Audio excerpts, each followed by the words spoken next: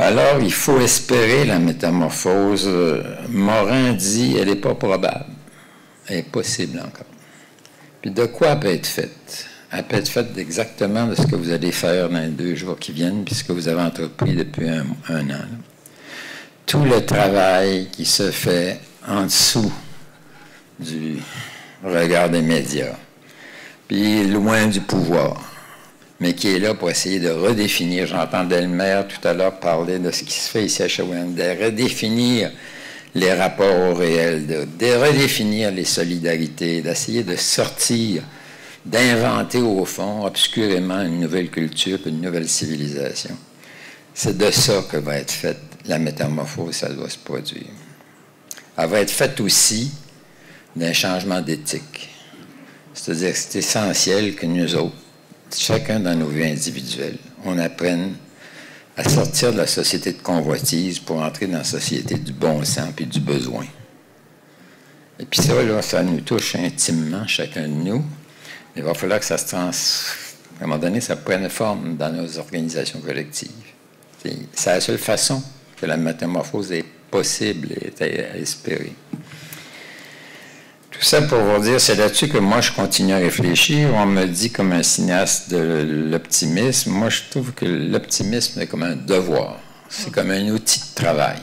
Si je me mets à regarder la réalité, je suis comme Lewis, je suis obligé de dire, la catastrophe est imminente, puis on n'y échappera pas.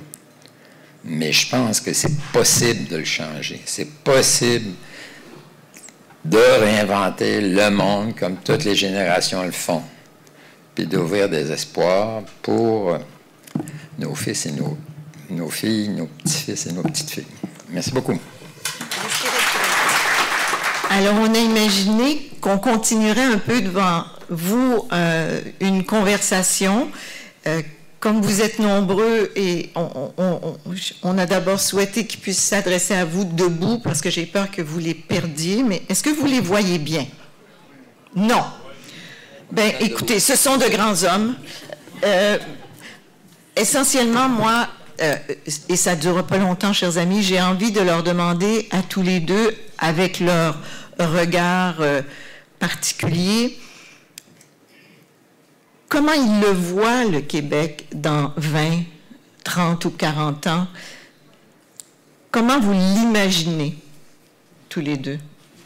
Je vais répondre par un proverbe chinois. Oui, c'est de mise, c'est de mise. Un Chinois qui a écrit « Un historien, c'est un prophète, mais tourné vers le passé. » Oui, je sais que c'est du contre-emploi pour vous de vous demander de vous projeter dans l'avenir, mais vous connaissant, vous devez avoir une couple d'idées là-dessus. C'est-à-dire que moi, je suis un peu comme Fernand, je ne perds pas espoir. C'est-à-dire qu'on a vécu des catastrophes, on n'a pas cette poche de vivre des catastrophes, mais on est toujours retombé sur nos pieds. Mais parfois, avec beaucoup de blessures, mais je pense que les blessures finissent toujours par se guérir. Mm-hmm. Et pour moi, je ne désespère pas de la jeunesse. Uh-huh. C'est-à-dire que les jeunes, ils ont un appétit de connaître, peut-être à travers Internet, peut-être à travers autre chose que nous, on n'a pas connu, mais ils veulent connaître. L'important, c'est qu'ils prennent conscience. Et moi, j'ai l'impression que les jeunes...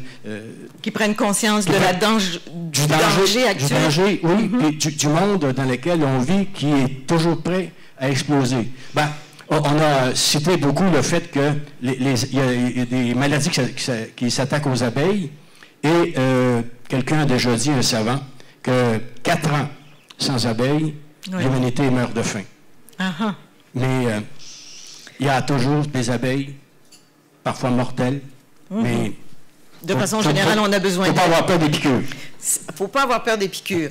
Monsieur Dansereau, vous aussi, par rapport à l'avenir et aux jeunes...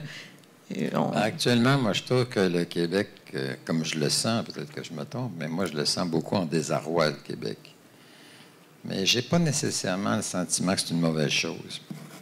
Souvent, les périodes de désarroi, c'est des périodes aussi de lessivage. Hein? On rejette de côté des trucs qui ne marchaient plus, mm-hmm. qui nous ont bien servi. On nettoie ça, puis pendant un temps, on est perdu, on n'a plus les repères habituels.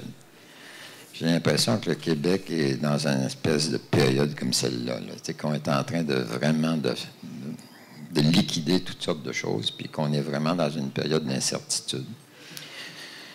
Même si je ne suis pas historien, je ne peux pas prévoir non plus l'avenir. Mais j'ai le sentiment que l'avenir du Québec est indissociable désormais de l'avenir du reste de la planète. Mm-hmm. Que ce qui va se passer, on le travaille au niveau local, chacun de nous, mais il faut vraiment que ce soit en conjonction éventuellement avec tout ce qui se fait partout dans le monde. Ce qui est très encourageant, c'est que partout dans le monde, il y a des milliers de groupes, il y a des millions de groupes qui travaillent à réinventer l'avenir. Et on n'a pas on le sait pas encore, mais ça serait important que les réseaux s'établissent. Mm-hmm. Je voyais un reportage à la télévision l'autre jour là, de jeunes architectes au Bangladesh là, qui, parce que le pays est tranquillement inondé par la montée des eaux de l'océan, ont inventé des écoles sur bateau. Là. Ces gens-là se battent aussi, comme chacun de vous se bat pour réinventer l'avenir. Ben, ça serait, je pense, souhaitable que tranquillement, on essaie aussi de se mettre en relation avec eux, de prendre conscience de ce qui se passe là. Ça fait partie de ce que moi j'espère et que j'appelle la métamorphose. Et cette interconnexion-là, qui est souhaitable en effet avec des partenaires et des gens qui ont des expériences un peu partout sur la planète, il faut sans doute aussi penser la mettre en réseau à l'intérieur du Québec lui-même. Parce que ça, est-ce que c'est pas un défi que nous avons, c'est d'apprendre à travailler ensemble? Là, qui hoche de la tête, là, c'est sûrement le projet de solidarité rurale. Hein. Apprendre à travailler ensemble, est-ce qu'il faut réapprendre à travailler ensemble? Pour moi, l'important, c'est découvrir l'autre, ce qui permettait de nous découvrir nous-mêmes. C'est-à-dire qu'on a énormément de possibilités, mais on ne s'en rend pas peut-être compte. Mais si on regardait l'autre, et si après ça, on retournait le regard vers soi-même, peut-être qu'on trouverait la force nécessaire pour changer le monde. Mm-hmm. C'est Archimède qui a dit « Donnez-moi un levier et je soulèverai la terre mm-hmm. Et le levier, c'est peut-être la prise de conscience que chacun de nous, parce qu'on vit de plus en plus de façon planétaire. L'éruption qu'il y a eu en Islande, on l'a vu. Ça a touché à peu près tout le monde. Mais il y a 3 siècles, on n'aurait pas su, ça aurait pu peut-être 6 mois avant qu'on le sache. Oui, bon. On l'a su la journée même. On a su la journée même, presque à la seconde près. Mm-hmm. Donc, le fait qu'on vive au même rythme que le reste du monde devrait nous permettre de découvrir la pauvreté des autres, les besoins des autres. Et je pense que... Et la grandeur des autres aussi. La grandeur des autres. C'est pas parce qu'on est en haillon, c'est pas parce qu'on a faim qu'on ne pense pas. Et je pense que les autres pensent autant que nous, on peut penser.